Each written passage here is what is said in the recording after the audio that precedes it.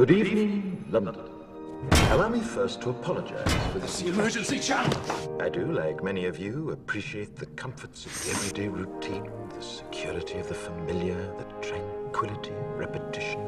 Bloody hell. I enjoy them as much as any bloke. But in the spirit of commemoration, Who's that, Mum? whereby those important events of the past, usually associated with someone's death or the end of some awful bloody struggle, are celebrated with a nice holiday, I thought we could mark this November the 5th, a day that is sadly no longer remembered, by taking some time out of our daily lives to sit down and have a little chat.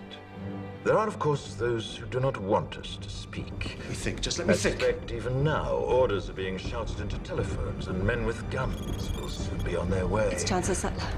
Damn it! Why? Because while the truncheon may be used in lieu of conversation, words will always retain their power. Words offer the means to meaning, and for those who will listen, the enunciation of truth. And the truth is, there is something terribly wrong with this country, isn't there? You designed it, sir. You wanted it foolproof. You told me every television in London. Cruelty and injustice, intolerance and oppression.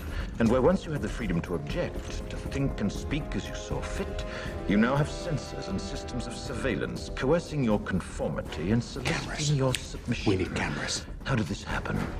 Who's to blame? Well, certainly there are those who are more responsible than others, and they will be held accountable. But again, truth be told, if you're looking for the guilty, you need only look into a mirror. I know why you did it.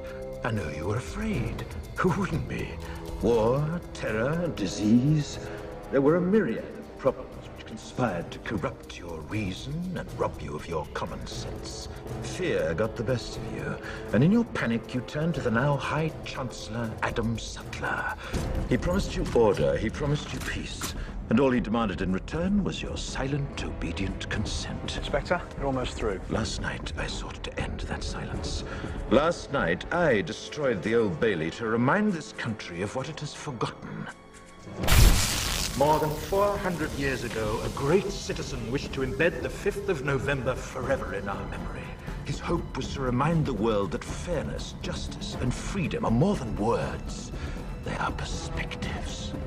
So if you've seen nothing, if the crimes of this government remain unknown to you, then I would suggest that you allow the 5th of November to pass unmarked.